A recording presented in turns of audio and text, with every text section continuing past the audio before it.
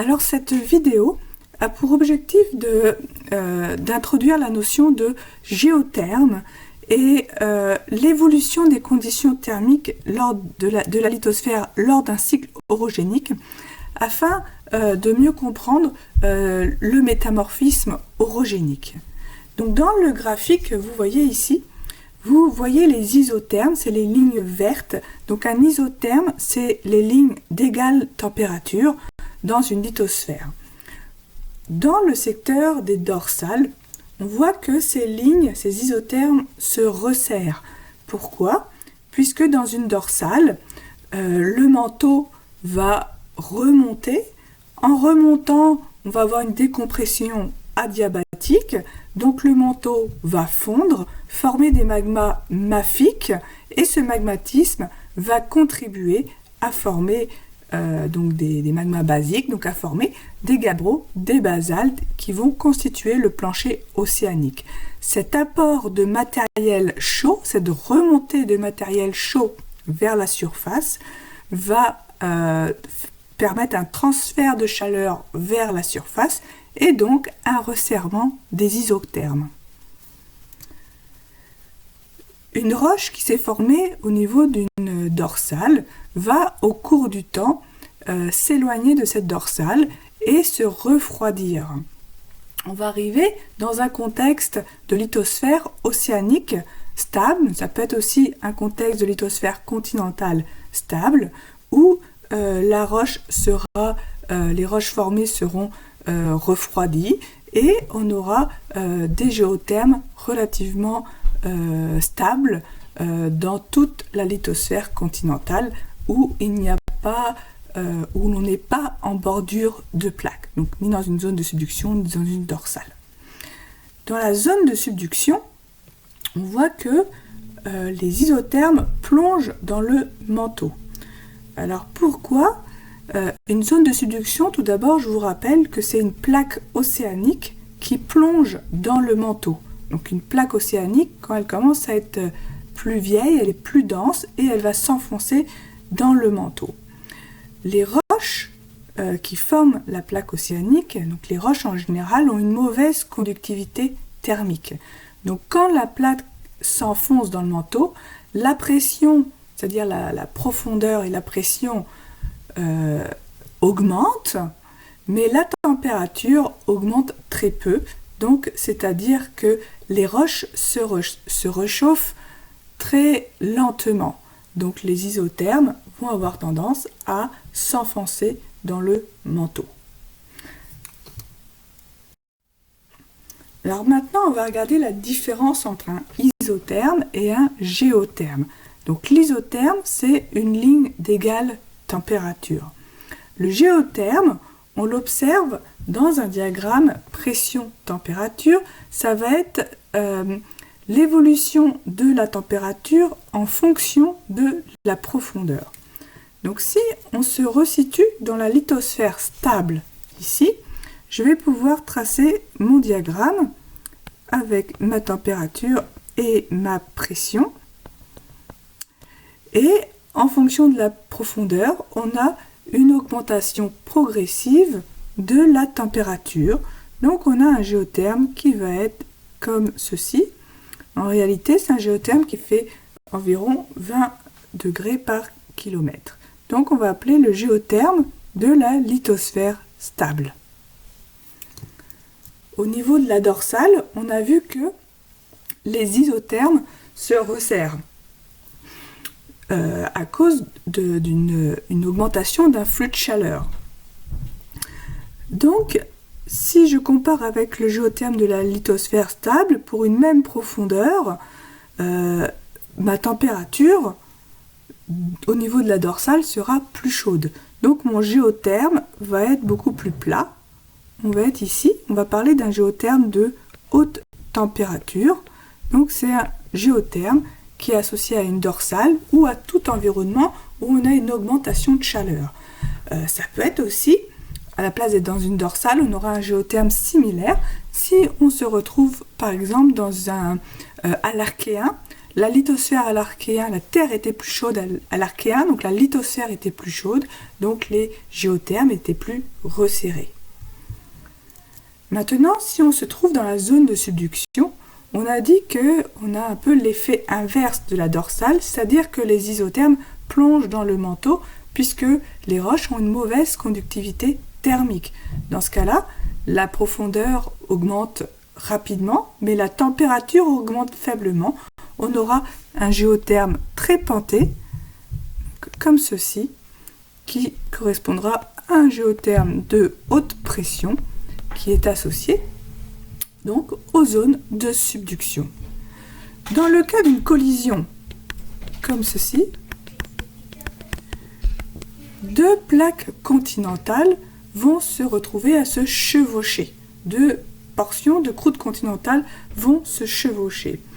Les roches de la croûte continentale sont très riches en éléments radioactifs et la désintégration des éléments radioactifs va constituer une source de chaleur.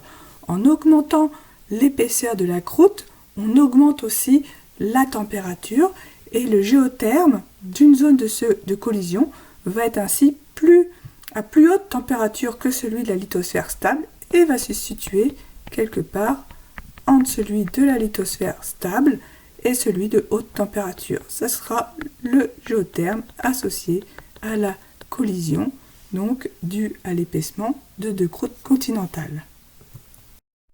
Donc maintenant qu'on a compris ce principe de géotherme, on va regarder comment les géothermes évoluent lors d'un cycle orogénique.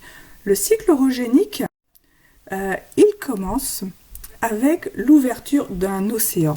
Pour faire une chaîne de montagnes, donc permettre la collision de deux plaques continentales, il faut que ces deux plaques soient séparées par un océan. Donc il faut qu'au début du cycle, on ait créé l'océan. Donc la première étape du cycle orogénique, ça va être l'ouverture d'un océan, donc une zone de rift.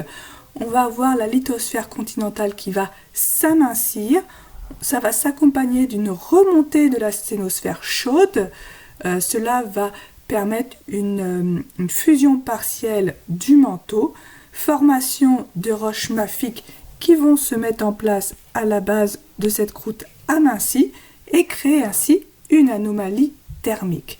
Donc notre croûte continentale qui était avant d'être amincie et de s'ouvrir, qui était stable, donc qui avait le géotherme de la lithosphère stable, donc le géotherme qu'on appelle aussi moyen, lors de cet amincissement, on a apport de magmatisme, donc on a une augmentation de température et le géotherme va évoluer vers le géotherme de haute température. Une roche de la croûte continentale va donc, suivant sa profondeur, se situer le long du géotherme moyen.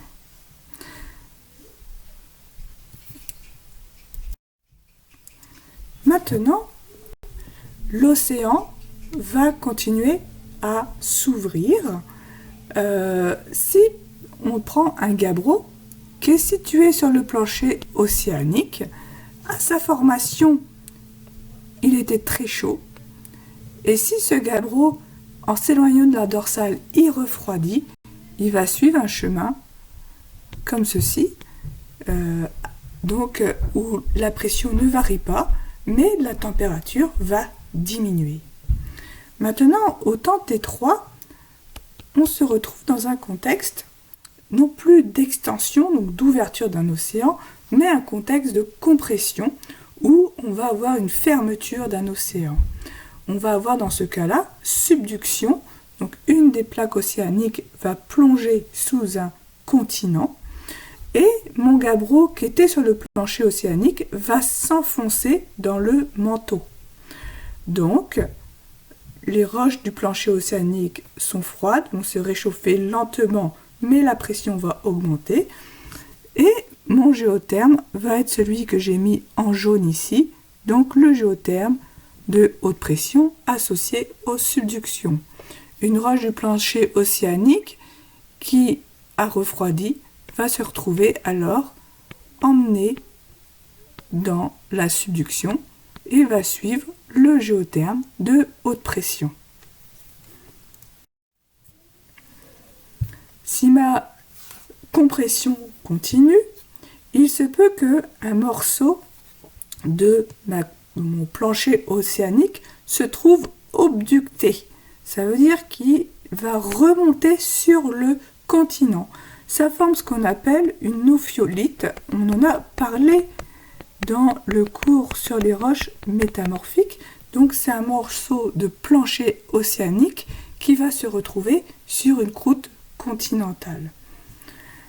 Okay, la collision continue, on est au temps T5. Les deux croûtes continentales vont se chevaucher. Donc on a la croûte A, la croûte B vont se chevaucher et on a un épaississement ici de ma croûte continentale, épaississement qui continue au temps T6 et qui devient plus important. Donc si on prend une roche, mon fameux gabbro qui était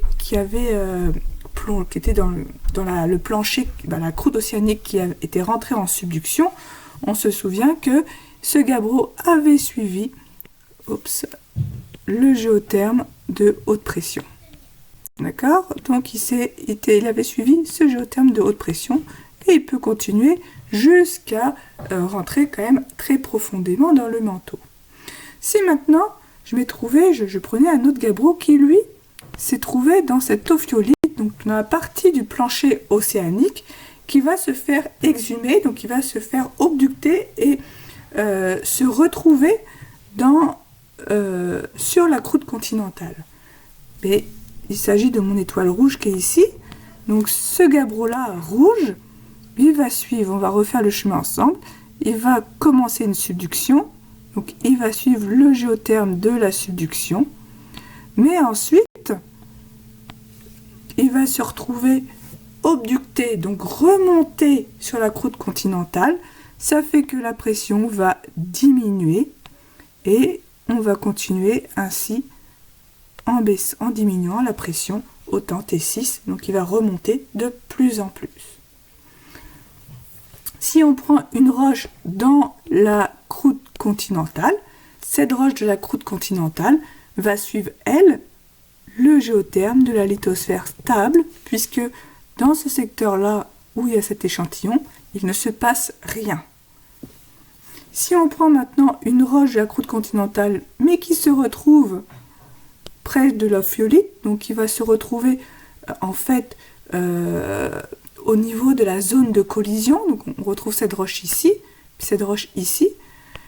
Donc cette roche-là, elle va être enterrée par une autre croûte continentale. Donc on va voir sa température qui va être plus élevée que celle du géotherme moyen, parce qu'il y a une autre portion de croûte continentale par-dessus, et elle va suivre le géotherme que j'ai mis en jaune ici, qui correspond au géotherme d'une collision. Lorsque la compression arrête, la croûte va être le plus épaissie possible, mais une croûte très épaisse n'est pas stable, donc elle va s'éroder, il va y avoir des processus d'exhumation, d'érosion, ça peut être accompagné de processus tectoniques, donc les roches formées aux différentes profondeurs vont remonter vers la surface. À la fin d'une collision, on a parfois un amincissement de la croûte au temps T8, on a extension, on peut avoir une extension post-collision où on va retrouver des gradients de haute température puisque cette extension post-collision est associée à du magmatisme important à la base de la croûte, donc une augmentation de température.